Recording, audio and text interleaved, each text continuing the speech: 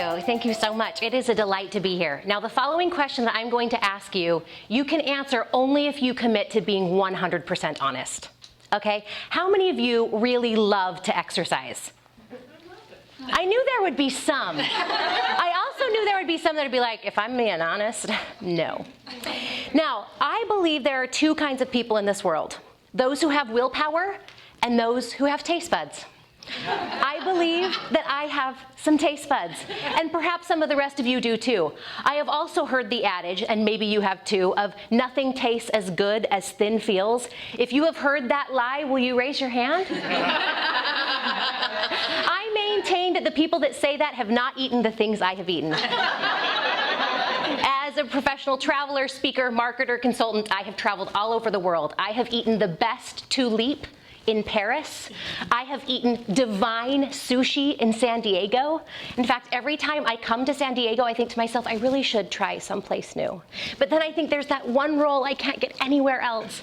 And then the donut bar. I know that some people don't love it, but they are on my list every time I come this direction. So let me ask you a question. When it comes to your leadership and your peak performance, are you dieting or are you really devouring the way that you can be a leader in a bigger and a more powerful way? I believe that sometimes for us as leaders, we believe that we have to hold back or withhold, or prove that we have to not be personal, but we only can be professional in order to be successful leaders and peak performers. But today I'm going to tell you 3 principles. Leaders eat. Okay? The first and foremost, number 1, leaders share excitement.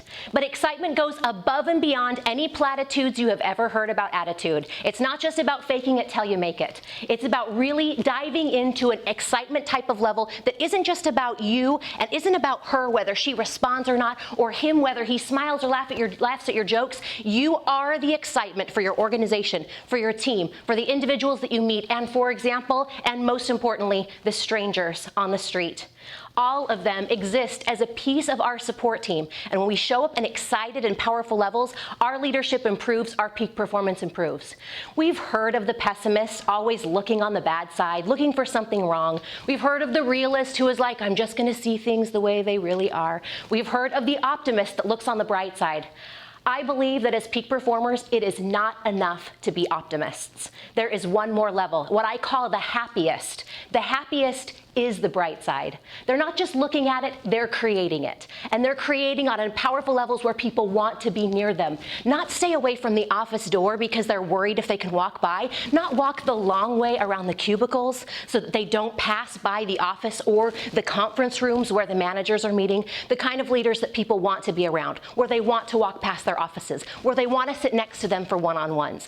That kind of happiness level has to exist in powerful levels. Why is it that as a society we have decided that if you're too happy, you're too weak? That needs to change. The way that we experience peak performance and the way that we experience happiness has to be consumed in buffet levels in order for us to be able to be the kind of leaders that we want to be.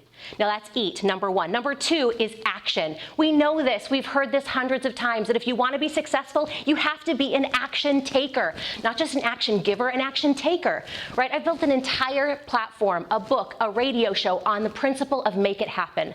I believe that if you can think about it and do it, that's where the magic is. And I love that. And if you think about the different ways that you act in your life and the things that work and the things that don't, action is at the root of all of it. Whether we do or don't, lies in when we wake up in the morning and end at night. We all have the exact same minutes in the day, but my question for you is, are they an investment or a liability? Because I believe that your time is your greatest asset in your life. And it can either be something that you squander away or something that you invest into real and important things. And if you have something that you want to accomplish, then it's really about making sure that you make it happen. As a marketing professional and as a consultant for the last 18 years, I sit and have the exact same conversations with companies and corporations. If you want to have higher levels of paychecks and money coming into your office, it's higher levels of marketing. But it's not just the activity that you do once. It's not the killer campaign that goes viral. It's the regular daily, weekly, and monthly activities that you put in place in your business that bring you the greatest results.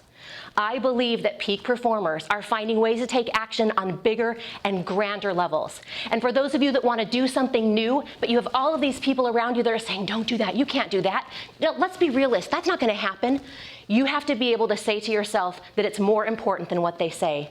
I'm going to do. The fastest way to quiet the naysayers in your life is results. So stop talking about it and then go and do it. But the last thing is the T. For our leaders and peak performers that are really eating a buffet-sized life, trying to help transform people in their life, they are the treasure hunters.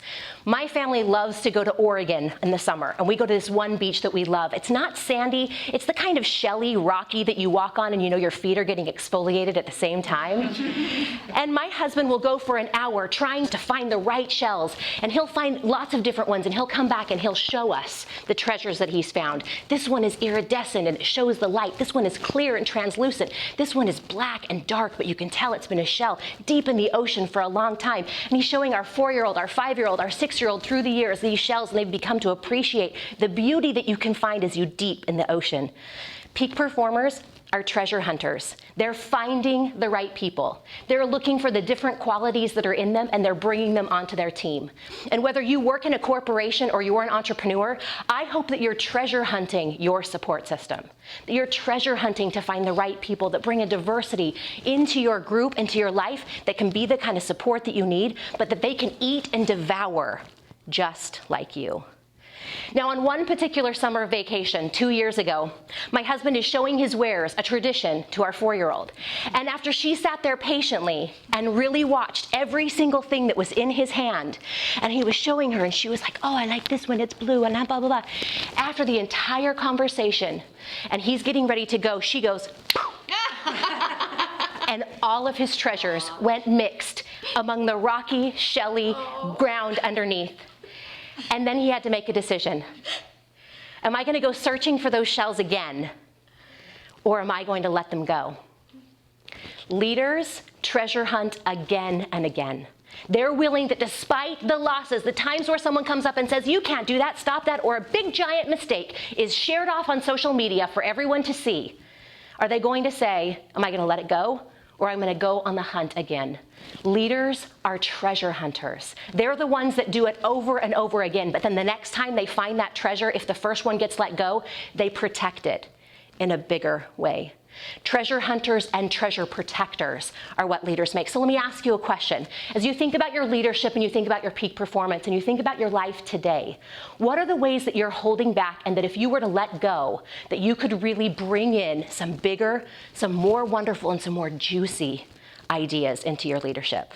My question for you is that as you think about this, I want you to ask, how can I give more of me so that they will give more of them? And consider that as we hold back, we're keeping others holding back as well.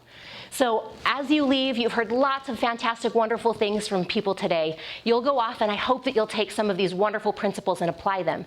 But ultimately, it's up to you to make it happen. Thank you.